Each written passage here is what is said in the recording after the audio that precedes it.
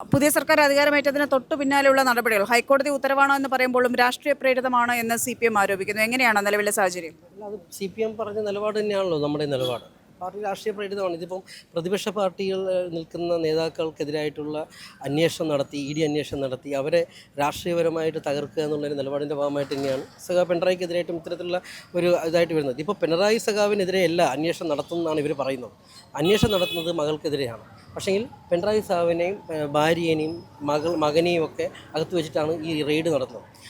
കേസിൽ പ്രതിയല്ലാത്ത ഒരാൾ, കേസിലില്ലാത്ത ഒരാളെ അത്തരത്തിലുള്ളൊരു നേതാവിനെ തടഞ്ഞു വെച്ചുകൊണ്ട് റെയ്ഡ് നടത്തിക്കൊണ്ട് പൊതുമധ്യത്തിൽ അപഹസിക്കുവാനും പൊതുമധ്യത്തിൽ ഈ പാർട്ടിയെ തകർക്കുവാനും വേണ്ടിയിട്ടുള്ള റെയ്ഡാണിത്.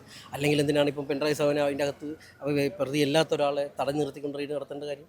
ഞാനൊരു കാര്യം ചോദിച്ചിട്ട്, അതായത് താങ്കളിത് പറയുമ്പോഴും ഒരു മുൻ മുഖ്യമന്ത്രിയാണ്, അദ്ദേഹത്തിൻ്റെ മകൾ എന്ന നിലയ്ക്കാണ് ഈ ആരോപണങ്ങൾ നേരിടുന്നത്. മുഖ്യമന്ത്രി ആയിരുന്ന ആളാണ്, പ്രതിപക്ഷ നേതാവ് ഇപ്പോൾ വീട്ടിനുള്ളിലുള്ളത്. അദ്ദേഹത്തിൻ്റെ അധികാരമാണ് ഈ ഒരു ഇത്തരത്തിലൊരു ആരോപണമുണ്ടെങ്കിൽ ആ ആരോപണത്തിന് സാധ്യതകൾ ഒരുക്കിയത് എന്നാണ് പറയുന്നത്. അപ്പോൾ അതിനകത്തൊരു കഴമ്പില്ലേ? അല്ല, സാധ്യതകൾ ഒരുക്കുന്നുണ്ടെങ്കിലും ആ കേസ് എങ്ങനെ വന്നു എന്നുള്ളതാണല്ലോ നമ്മൾ നോക്കേണ്ടത്. ഇദ്ദേഹത്തിൻ്റെ കുടുംബാംഗത്തിനെതിരായിട്ടാണ് കേസ്. കുടുംബാംഗത്തിനെതിരായിട്ടുള്ള കേസ് നടത്തുമ്പോൾ അദ്ദേഹം ഇപ്പം മുഖ്യമന്ത്രി അല്ല, അദ്ദേഹം ഇപ്പോൾ പ്രതിപക്ഷ നേതാവായിട്ട് മാറിയിരിക്കുന്നു. അധികാരം എന്നുള്ളത് ഉപയോഗിക്കാൻ പറ്റുന്ന രീതിയിലേക്കുള്ള ഒരാളാണെന്ന് ആക്ഷേപം പറയാൻ പറ്റാത്ത ഒരു പോസ്റ്റിലാണ് അദ്ദേഹം ഇപ്പോൾ ഉള്ളത്.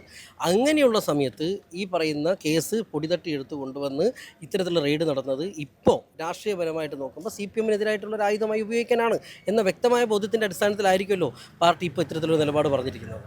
ഇനി താങ്കളോട് ചോദിക്കാനുള്ളത് അല്പം വ്യക്തിപരം കൂടിയാണ്. മുൻപ് താങ്കൾക്കെതിരെ ആരോപണം വരുന്നപ്പോൾ, താങ്കളുടെ സഹോദരനെതിരെ ആരോപണം ഉയർന്നപ്പോൾ ഒക്കെ തന്നെ വന്ന പ്രധാനപ്പെട്ട ചോദ്യം എന്ന് പറയുന്നത് കോടിയേരി ബാലകൃഷ്ണൻ്റെ മകനെതിരെ വന്ന ആരോപണം അത് പാർട്ടിക്ക് നേരെയുള്ള ആരോപണമല്ല, വ്യക്തിപരമെന്നായിരുന്നു.